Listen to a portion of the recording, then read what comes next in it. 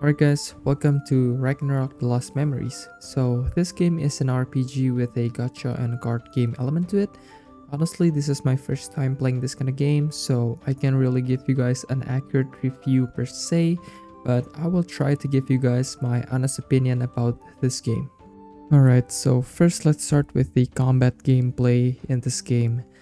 In my opinion, the combat feels pretty underwhelming, and the card aspect of this game feels pretty bad, even though the game promotes itself as a RPG with card game aspect in it.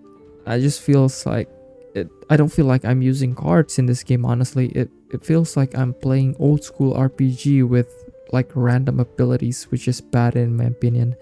And the animations, even though it's 2021, it feels like I'm playing a 90s game, and it doesn't feel impactful really. The animation doesn't add anything to the game, and I think the combat is just kind of bland, to be honest with you.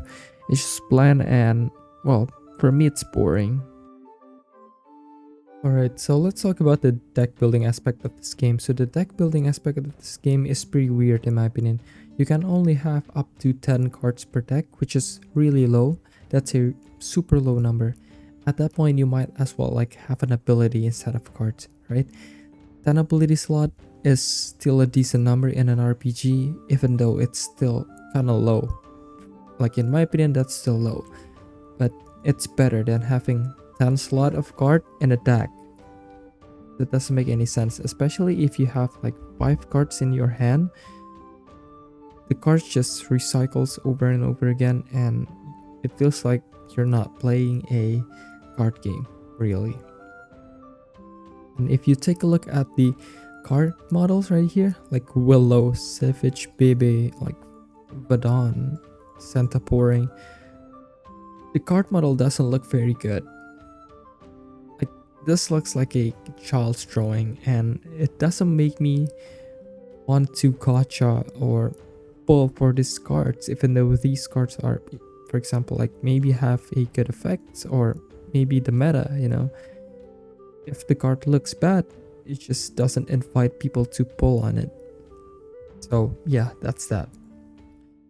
So for the hero, also the skill icon right here looks pretty weird. It looks bad, and it makes me not want to upgrade the characters because Tenacity, Warrior Shield, Thunder Bash, it doesn't look cool. It doesn't look cool whatsoever. But the character portrait right here and the character model at least looks pretty good. If like the 2D model, not the pixel model. The pixel model in my opinion looks pretty trash, but the 2D model at least looks pretty good. So I guess they did that right.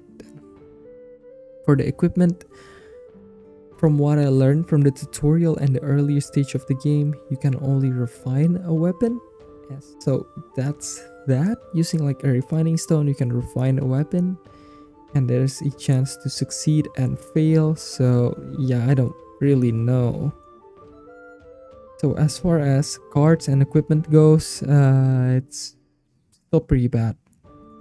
As bad as the combat, in my opinion. So yeah. So let's take a look at the world and just like the vendors and the town of this game. So that might like make you got hooked into this game. So yeah, let's just take a look at the world, I guess. Alright, so this is the town that you guys will be visiting for the first time in this game. In my opinion, the town feels pretty gloomy, sad, and empty. There's nothing attractive to see. It lacks colors and characteristics. And for a first town to leave an impression like this, it feels pretty bad in my opinion. And this town just makes me confused whether this game is a dark or like a bright and fun RPG. So yeah, that is Ragnarok The Lost Memories. I really don't enjoy playing this game, but if you do love the Ragnarok franchise, please give this game a try. And if I have to give this game like a score, then it will be like 5 out of 10, and only play this game if you love Ragnarok to death. But yeah, as usual guys, goodbye, have a nice day, and keep playing mobile games.